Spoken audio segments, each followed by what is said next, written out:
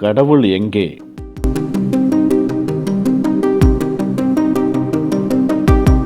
ஒரு ஊரில் அதிக சேட்டை செய்யக்கூடிய 2 சிறுவர்கள் வசித்து வந்தார்கள்.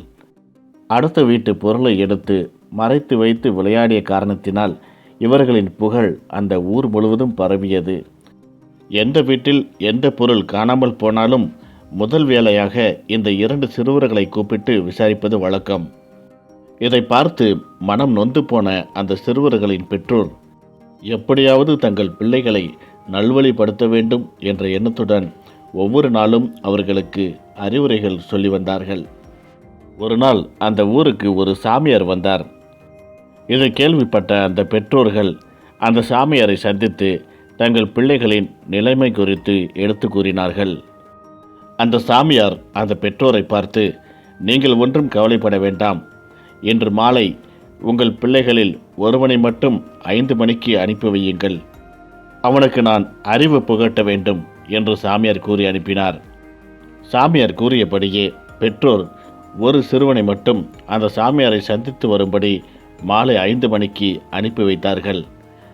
அந்த சிறுவன் சாமியாரை சென்று சந்தித்தான். சாமியார் அவனை பார்த்ததும் அருகில் அமரச் செய்து கண்களை மூடச் சொன்னார். 5 நிமிடங்கள் அப்படியே அமர்ந்திருந்தான். பின்பு சாமியார் அந்த சிறுவனை பார்த்து கேட்டார், கடவுள் எங்கே? கடவுள் எங்கே இருக்கின்றார் கூறு என்று கேட்டார்.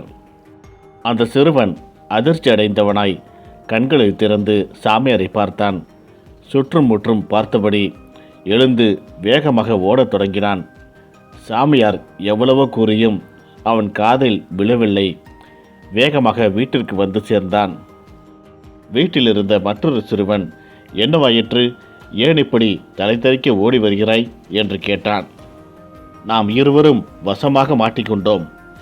இந்த ஊரில் எந்த ஒரு பொருள் காணாமல் போனாலும் நம்மிடம்தான் விசாரிப்பார்கள்.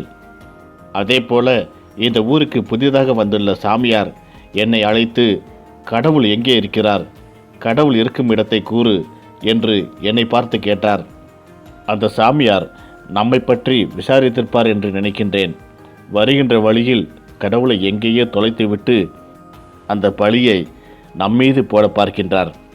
அதனால்தான் நான் தப்பித்து ஓடி வந்து விட்டேன் என்று அந்த சிறுவன் கூறினான். தவறு செய்வது மனித இயல்பு.